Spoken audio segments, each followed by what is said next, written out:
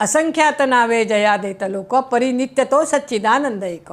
जयाच्या बळे चालतो हा पसारा, नमस्कार त्या ब्रह्मतत्व अपारा.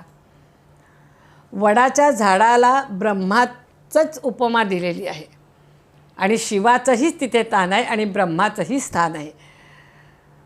पूजा, आपण पूजा करायला जातो, आपणही वाट पाहत असतो की कधी आहे पौर्णिमा, प्रत्येकाला विचारतोही आणि आपणही तेवढं नटून सजून त्या झाडापाशी जातो. ते झाडही आपली वाट पाहत असतं. त्याला पाणी घालणं, पाणी झाडाला घालतो म्हणून पाणी घालतो. दोरा गुंडाळणं म्हणजे माझ्या संसारात मला सगळ्यांना बांधून ठेवायचं आहे, जोडून ठेवायचं आहे. दोरा हा जोडण्याचं काम करतो. त्यात 7 जन्म, तोच पती मिळावा वगैरे ते सगळं कथामध्ये आहेच, ते मी सांगत नाही आहे. पण जोडणारा तो, म्हणून तो दोरा बांधायचा. प्रदक्षिणा, प्रत्येक पावलावर दक्ष राहायचं आहे. आतासुद्धा तुम्ही कोणाला तरी सांगालच की पाहत्या झाडाकडे येताना पाऊस पडला आहे बरं, तिथे खड्डा आहे, तिथे पाणी आहे, सांभाळून. म्हणजे दक्ष राहणं आणि दक्ष राहायला सांगणं हेही तेवढंच महत्त्वाचं आहे.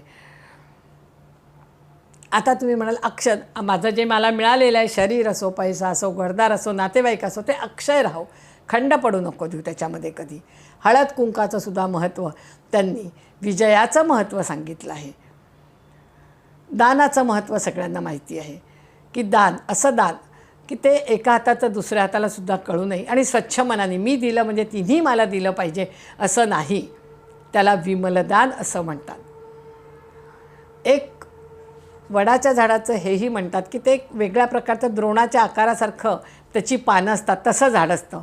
ते पशुपक्ष्यांचं झाड, आधारवड म्हणतात त्याला. त्याचा बाकी आयुर्वेदात भरपूर उपयोग आहे. यज्ञासाठी जर जे यज्ञ आपण करतो त्याच्यासाठी जे काही वस्तू लागतात, चमचे असतात, हे भांडी असतात, ती याच्या झाडापासून ती लाकडाची भांडी बनवल्या जातात.